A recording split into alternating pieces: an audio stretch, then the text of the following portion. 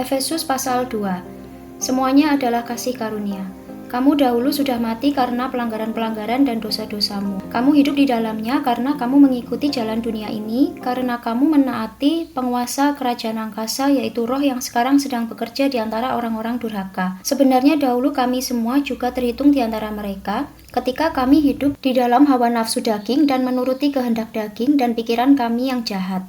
Pada dasarnya, kami adalah orang-orang yang harus dimurkai sama seperti mereka yang lain. Tetapi Allah yang kaya dengan rahmat oleh karena kasih-Nya yang besar yang dilimpahkannya kepada kita, telah menghidupkan kita bersama-sama dengan Kristus sekalipun kita telah mati oleh kesalahan-kesalahan kita. Oleh kasih karunia kamu diselamatkan.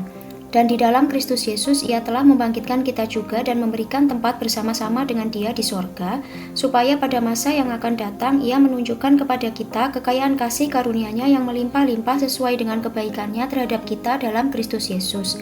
Sebab karena kasih karunia kamu diselamatkan oleh iman, itu bukan hasil usahamu tetapi pemberian Allah, itu bukan hasil pekerjaanmu. Jangan ada orang yang memegahkan diri. Karena kita ini buatan Allah diciptakan dalam Kristus Yesus untuk melakukan pekerjaan baik yang dipersiapkan Allah sebelumnya. Ia mau supaya kita hidup di dalamnya, dipersatukan di dalam Kristus.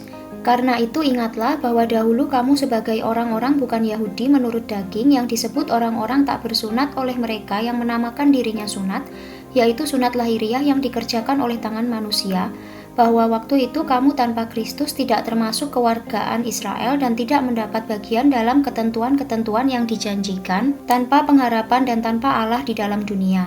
Tetapi sekarang di dalam Kristus Yesus, kamu yang dahulu jauh sudah menjadi dekat oleh darah Kristus.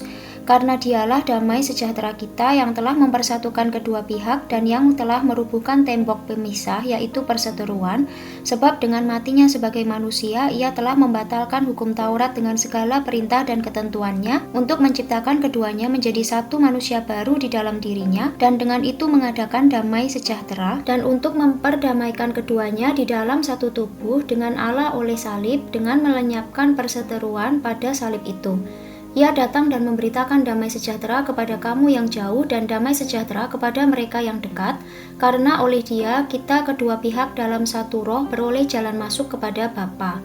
Demikianlah kamu bukan lagi orang asing dan pendatang, melainkan kawan sewarga dari orang-orang kudus dan anggota-anggota keluarga Allah, yang dibangun di atas dasar para rasul dan para nabi dengan Kristus Yesus sebagai batu penjuru.